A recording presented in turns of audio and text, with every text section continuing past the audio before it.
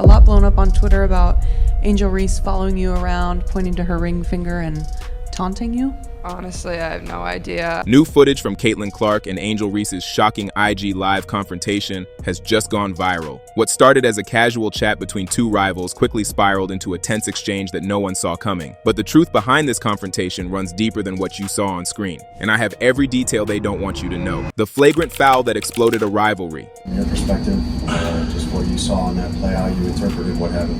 Basketball play, ref got it right. On May 17, 2025, a collision on court shifted the rivalry between Caitlin Clark and Angel Reese into new territory. It started as a routine basketball moment. Reese secured an offensive rebound and pushed forward toward the hoop. Clark, attempting to disrupt the play, slapped Reese's arm sharply in an effort to steal control. The contact was aggressive enough that Reese stumbled and nearly fell. What looked like standard defensive pressure quickly escalated. Referees reviewed the play and deemed Clark's action a flagrant one foul, signaling that the contact crossed a line beyond what's normally acceptable. Reese, visibly upset, advanced toward Clark, but Aaliyah Boston intervened to prevent a direct confrontation. Both Reese and Boston were called for technical fouls as tensions flared in the arena. After the game, both players addressed the incident carefully. Clark insisted that she did not act maliciously, that this wasn't a personal attack, but a competitive play in the heat of the moment. She expressed that in elite basketball, contact and disruption are part of the cost of doing business. Reese, too, accepted that it was a basketball play, indicating she didn't believe Clark harbored ill intent. But publicly downplaying a moment like this doesn't erase its weight. That foul mattered for several reasons. Firstly, it was a high-visibility moment punishable by formal rules, a physical escalation between two stars. The broadcast audience was massive, which meant that nearly every reaction from players, coaches, analysts, fans would be dissected. Secondly, because of their history and the existing narrative, that moment couldn't be viewed in isolation. It was layered atop past grievances, past gestures, past crowd expectations. The way media and fans framed it afterward became part of the battle. Some viewed Clark's foul as overzealous or reckless. Others saw it as tough defense. But because this rivalry is already charged, any ambiguity invites speculation. Was Clark too aggressive? Did Reese overreact? Would the same play have been judged differently had the names been reversed? The answers often depend less on what happened in the moment and more on who's watching. Importantly, this moment does not only change the record, it shifts expectations for every future meeting. Now every matchup is measured not just by scoring, but by how close each is allowed to push, how physical each can be, and how much forgiveness they receive.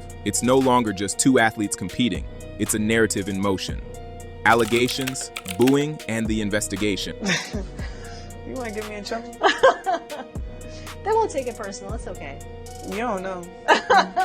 Right after that volatile play, the story did not stay on the court. Reports began circulating that fans in the arena directed racist slurs or hateful remarks toward Angel Reese during the game. The boos were loud, the energy charged. Several observers claimed the crowd atmosphere went beyond normal booing into territory that felt targeted. The question, was it just a rowdy home crowd or something more insidious? The WNBA, its teams, and the Players Association responded quickly by opening an investigation into the claims of hateful fan behavior. The Indiana Fever, the Chicago Sky, and league officials each released statements affirming they would work to uncover what occurred.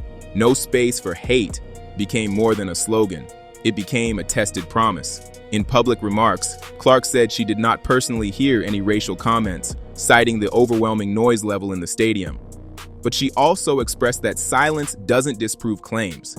She supported a full inquiry, underscoring the importance of ensuring all players feel safe and respected. Reese and her supporters publicly welcomed the investigation, signaling that even the perception of such behavior is harmful. Once the league completed its review, examining video and audio evidence, interviewing staff, spectators, and arena personnel, it announced it could not conclusively prove the allegations. No individual was definitively tied to specific racial comments during the event. The formal conclusion was that it lacked sufficient evidence to uphold the claims, but symbolism often matters more than formal findings. The investigation and its outcomes stoked debate about what counts as proof in large, noisy venues, whose voices get amplified or dismissed, and how institutional processes respond or fail to respond to racial claims. For fans, for Reese, for Clark, this incident became another layer of the emotional and perceptual stakes in their rivalry. Was it just another contentious game, or a moment exposing how society treats dissent, race, and the burden of proof in sports? Media framing, double standards, and racial bias. You got the flagrant, Aaliyah, you got a technical. What could have happened there? If he got the tick? I know. Wait, what? I got the tick? I didn't know that. Oh, first of all. No! One of the most persistent themes in public discourse around Clark versus Reese is how their behavior is interpreted and judged through very different lenses. When Angel Reese displays intensity, aggression, or emotional expression, critics often label her hostile, volatile, or emotional. But when Caitlin Clark demonstrates similar traits, raising her voice, physical assertiveness, trash talk, those same actions are more likely to be described as competitive, leader-driven, or determined. This discrepancy is not just anecdotal. A recent study looked at over 700,000 tweets surrounding gestures made by both athletes and found that public and media reactions were not only different, but deeply racialized. The same gesture made by Clark was largely celebrated or dismissed lightly, while when Reese made it, the backlash was sharper, the language harsher, and the scrutiny more intense. One striking example. Clark made a hand wave gesture in the 2023 Elite 8 game without generating much controversy. But when Reese replicated that gesture in the NCAA title game, the reaction was overwhelming. She was called classless and unsportsmanlike. Meanwhile, Clark's gesture earlier was framed as spirited or confident. These patterns don't exist in a vacuum. They shape how brands engage with each athlete, how media frames their narratives, and how audiences internalize their roles. The pressure is not only to play well, but to survive interpretation. For Reese, who is black, every gesture risks being cast into preconceived stereotypes of aggression or anger. For Clark, being white often allows more leeway. Assertiveness can be read as leadership, competitiveness, or passion rather than threat. As these disparities become clearer, fans and commentators are pushing back. Increasingly, social media threads call out double standards, share side-by-side comparisons of similar actions, and demand more critical framing. Moments once framed one way are now reinterpreted when observers call attention to bias and unequal treatment. The contest has become a meta battle over narrative control, the quality of perception, and who gets to define meaning in the public sphere. This rivalry, then, is about far more than on-court competition. It is about how behavior is seen, filtered, judged, and whose story gets told favorably. It's a mirror reflecting not just basketball, but the cultural dynamics of race, gender, and power in sport. Who controls the narrative? And look how Caitlin Clark pushes Angel Reese, and Angel Reese gets right up into Caitlin Clark. In the days following the flagrant foul, media backlash, fan commentary, and social media frenzy, one fact became unavoidable. The rivalry between Caitlin Clark and Angel Reese has evolved into something larger than either player alone. It has become a narrative battleground, where many fights over control of meaning, history, and impact are waged in public. The fallout after that physical play wasn't confined to analysis of the foul itself. It magnified the rivalry, propelling storylines about race, media framing, and fandom expectations. Once live, social media and sports outlets raced to interpret the moment. Clark too aggressive, Reese overreacted, double standard in treatment. Each commentator, each clip highlight, each tweet became a stake in defining who was villain, who was hero, who deserved sympathy, and who needed critique. But in that swirl, the two athletes lost little time in trying to reclaim agency over the story. Clark immediately emphasized intent. "I wasn't trying to do anything malicious." She attempted to cast the moment as competitive urgency rather than personal vendetta. Reese, for her part, acknowledged the basketball nature of the play, yet implicitly leaned into what many perceive as her villain role in this narrative, refusing to fully bow to reductive portrayals. Their words, measured as they may be, became part of the counter-narrative. They signaled that they would not be silent in the framing of what their rivalry means. Beyond public statements, legacy, momentum, and control now hinge heavily on what comes next. Rematches, future games, press opportunities, social media posts, interviews, and the lenses through which audiences consume those. In essence, the context before the next big moment will matter as much, if not more, than the moment itself. Institutionally, the WNBA and media outlets also have a stake in shaping this narrative. Programs that elevate the rivalry help sell tickets, broadcast slots, and create must-see matchups. Analysts who cast it as drama, race, or spectacle attract attention. At times, the story overshadows the play. But for Clark and Reese, these moments are not just external. They are live rounds in a longer negotiation over legacy and identity. So as this rivalry continues, in future games, interviews, and public appearances, pay attention to the silences, the frame shifts, What's highlighted and what's backgrounded? Because the next confrontation may come not with a foul or gesture, but with a narrative turn. And the real battle might be over who writes the rest of the story, viewership records and cultural stakes. 100%. That Really? competitiveness, Interesting. that drive. Yeah. Okay. I want them to like Caitlin Clark. I also want them to really like Angel Do they Reese, like and they Caitlin do. also, I guess? This rivalry isn't contained to highlight reels. It's reshaping how many people see women's basketball. The game in which the flagrant foul and alleged crowd misconduct occurred broke viewership records for a regular season WNBA broadcast. That level of audience matters. It means what happens between Caitlin Clark and Angel Reese becomes national spectacle, not just sport. In May 2025, when the Indiana Fever, with Clark, met the Chicago Sky, with Reese, that match alone averaged 2.7 million viewers on ABC, the most watched regular season WNBA game in 25 years. Peaking at 3.1 million, it became one of the highest viewed contests in league history. Because their matchups draw so many eyes, the stakes grow. Each foul, each gesture, each ambiguous moment is potential content. Networks promote Clark versus Reese as a headline matchup. Marketing materials lean into the tension. The consequence? This rivalry helps fuel growth and visibility, ticket sales, sponsorships, media coverage, and inevitably, pressure. Advertisers see value. Television partners see ratings. Fans tune in not just for the X's and O's, but for the drama, the unresolved tension, the potential for confrontation. Clark and Reese are no longer just players. They are recurring protagonists in a storyline with rising stakes. But that visibility has costs. It invites distortion, demand for drama, and overemphasis on conflict. Some worry that the rivalry is overshadowing other narratives in the league: team dynamics, skill development, stories of players beyond the biggest names. Others fear that the expectation of confrontation pushes athletes into roles they'd rather avoid. When every game becomes an event where someone will do something controversial, there's a risk. For the sake of must-see, the moment becomes about triggering something rather than pure competition. This distorts priorities, both for the league and for the players. Still, from a pragmatic angle, the rivalry provides leverage. It gives women's basketball a signature storyline people talk about. It draws casual fans, mainstream attention, and expands cultural relevance. Matchups featuring Clark drew multiple million viewer telecasts, and the rivalry with Reese accounted for 2 of the 5 most watched WNBA games since 2002. That kind of pull elevates the league's standing, helps create institutional momentum, and opens doors for growth beyond the court. The question lingers, is that momentum sustainable when fueled by conflict? And can the sport benefit from the tension without being consumed by it? Sustained interest may require more than rivalries. It may need depth, consistent delivery of high-level play, broader stories beyond the biggest names, rising stars beyond the marquee names, and a league that respects players' agency beyond the spectacle.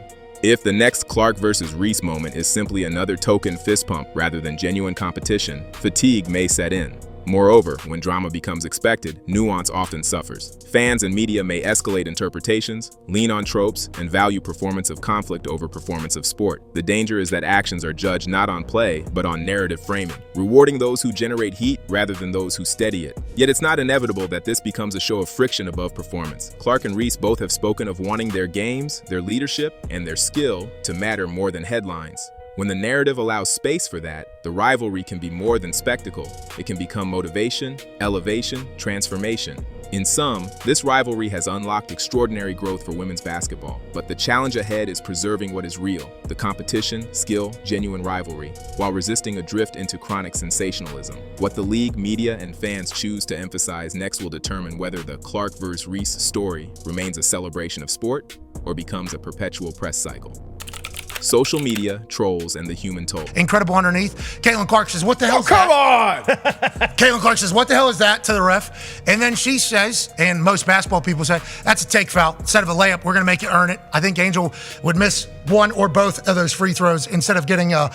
In today's world, rivalries don't end with a buzzer. They bleed into screens, comments, and endless threads. For Clark and Reese, much of their duel is fought online. After a big game or heated play, social media erupts. Every blink, gesture, expression becomes fodder. Fans assign motives, craft entire mini-narratives, spotlight what was said and what wasn't, and feed the fire. Reese often takes the brunt. Criticism lands not just on her play, but her demeanor, her emotion, clothing, even race. Trolls dig deep, past post histories, off-court statements, perceived quirks to reframe her in negative light. She's spoken about being forced to self-censor, of policing what she posts, knowing that one ill-timed comment can spiral. The backlash window is narrow and the margins for error are razor thin. Clark, while certainly not immune from critique, often benefits from a different narrative current. Her successes are amplified, her mistakes sometimes excused or interpreted generously. Criticism of her actions is more frequently framed as misunderstanding, misinterpretation, or simple error. Her vast platform and fan support act as a buffer, but also increase expectation. When the noise is loud, the spotlight intensifies, and small missteps feel amplified. This digital environment rewards extremes and faster reactions. A slight pause becomes evidence of hesitation. A facial twitch becomes a storyline. A clipped quote becomes headline, divorced from context. Moments once fleeting now loop in video, replayed, repackaged, remixed. In that climate, Clark and Reese aren't just athletes competing for points or wins, they're contending for narrative control, perception, public space. Here, silence itself becomes communicative. What someone declines to answer, or what they choose to ignore, is parsed as statement. When one refuses to comment or softly deflects, that too is absorbed into the public story. In this rivalry, the court hosts the contest, but the internet writes the memory.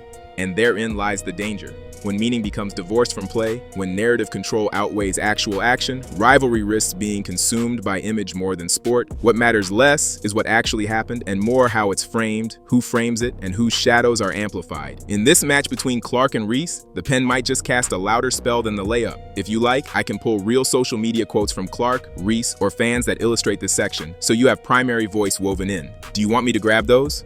Rivalry? Organic? Or constructed? You guys against each other, how much of that is actual rivalry versus just commentary from the public, like people trying to make you guys be enemies? Yeah, I think it's just competition. It's been competition since college, being able to play against Caitlin. I've been playing against Caitlin since. At the heart of it all is a question. How much of this is genuine and how much is built? On one hand, Clark and Reese are real competitors. Their rivalry didn't start in the WNBA. It's rooted in college matchups, big games, media attention, and public imagination. They've shared courts in high-stakes contests, and their legacies are already intertwined. Their stats, their wins, their failures, all of that is concrete. Yet on the other hand, narratives matter. Rivalry sells. Media outlets, social platforms, and fans reward drama, confrontation, and tension. When friction exists or is encouraged, stories become more consumable. That doesn't erase authenticity, but it complicates it. This rivalry didn't emerge purely from personal animus. It was forged in competition, then cast into frames that amplify conflict, hint at motive, assign villain and hero. Both athletes have pushed back at times. Reese has accepted the villain role in part because the narrative already demanded someone to play it. She leans into it not because she hates Clark, but because the structure around them boxed her into that space. Clark has, at points, said the controversy feels exaggerated, that beyond flashy moments there's respect. But the murmur beneath those words is that neither fully controls how their public image will be spun. So when an Instagram live confrontation erupts or a hard foul draws headlines, it's rarely just two people airing grievances. It's a battle inside a system that prizes tension. Every gesture is a cue, every pause is assumed to mean something deeper. Every replay is repackaged to align with existing tropes. The question going forward isn't just who won that moment, but who gets to define its meaning. Media voices are already weighing in, some calling this the worst story in sports media, criticizing how shading, insinuation, and racial undertones overshadow actual basketball. See media critique of the coverage of the Clark-Reese incident. Observers caution that the framing around race and identity will often drown out the sport itself. Because the stage for this rivalry is not just the court, it is the cultural, racial, and social terrain that surrounds it. In that terrain, small actions carry outsized weight. A hand swipe, a stare, a word omitted or inserted, all enter the narrative pipeline. Each replay becomes part of a meta-story. Who is aggressive? Who is deservedly criticized? Who is filtered, excused, celebrated, and the weight of it falls unevenly. Reese, as a black woman, is often judged more harshly for emotion or physicality. Clark, as a white woman with massive media backing, sometimes enjoys blur or benefit of doubt. That discrepancy isn't just perceptual, it's visible. As the rivalry continues, the risk is that the narrative will swallow the performance. That media demand for spectacle will push toward escalation, not on court, but off. If the next confrontation isn't physical, it may be narrative, how the league frames it, how sponsors respond, how commentators assign blame or virtue. The real question then becomes, can the rivalry return to something rooted in basketball, or will it remain a contest in narrative control? Two athletes caught inside a media ecosystem that profits from conflict more than competition. When the next moment comes, pay attention to what is said, what is omitted, whose shadows are cast. Because in this rivalry, the pen is often sharper than the foul. Before you go, remember, this story is far from over. What just happened on IG Live might change everything we thought we knew about Caitlin Clark and Angel Reese. The tension, the reactions, the aftermath, it's only getting started. If you want to know what happens next, the fallout, the behind-the-scenes drama, and the truth neither side has spoken, make sure you hit subscribe and turn on notifications. The next chapter could change the game forever.